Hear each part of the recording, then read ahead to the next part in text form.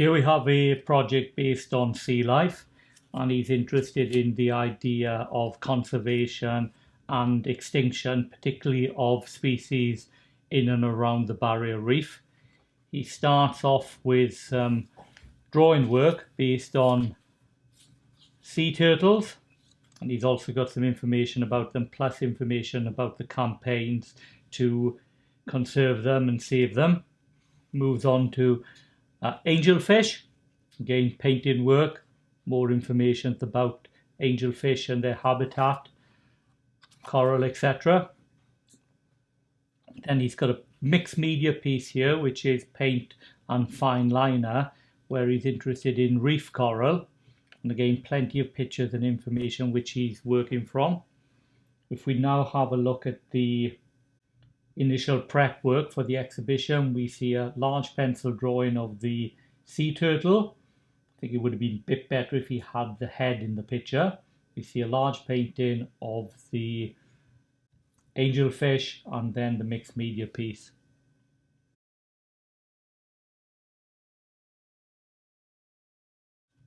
If we now look at his artist research, he starts off looking at this painter Jenny Berry, who does lots of sea life in her work based around the barrier reef and based around various of the habitat and creatures found there.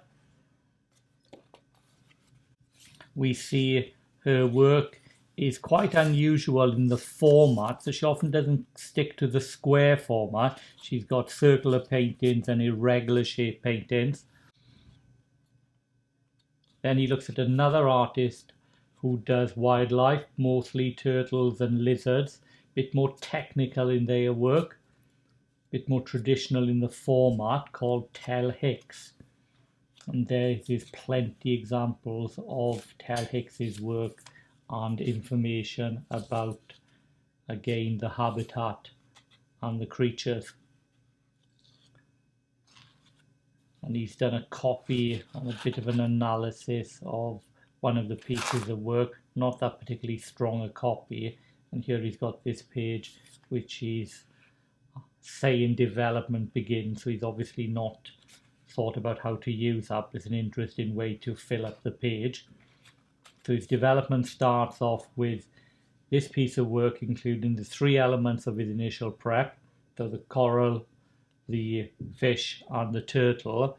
He's got a little bit of artwork there, and then this format is quite similar to the format which Jenny Berry did, with her slightly unusual shapes and compositions. And obviously he's got his step-by-step pictures too on the process and the progress of the work. So his development 2 piece, bit more vibrant, bit more colourful, similar items but a more complex composition, but going back to this quite square format but with slightly irregular edges, and again step-by-step images and plenty of photographs too. Artwork again, probably the 2 pieces of artwork on his development work aren't the strongest they could be. If we now have a look at his development work on the black sheet, we see the first piece, which is quite a major piece, an unusual format, and then the second piece, this more vibrant square format, but both of them show a big step up in the quality of work and the detail compared to some of the work in the sketchbook.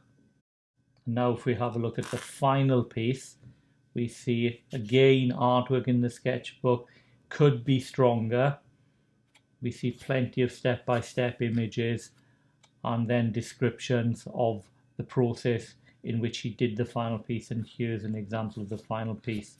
When one reads the evaluation of it, he's referring back to the matters of conservation and ecology and extinction, and also relating it to the artist he studied. This project is probably a level 8 example. What stops it getting any higher is some of the examples of artwork in the sketchbook, although in some ways the final piece is knocking on the border of a level 9, And some of the ideas and themes in the work, the ecology, the idea of the wildlife of the coral reef becoming under threat of extinction, is quite a good topic and has the potential to achieve the top level.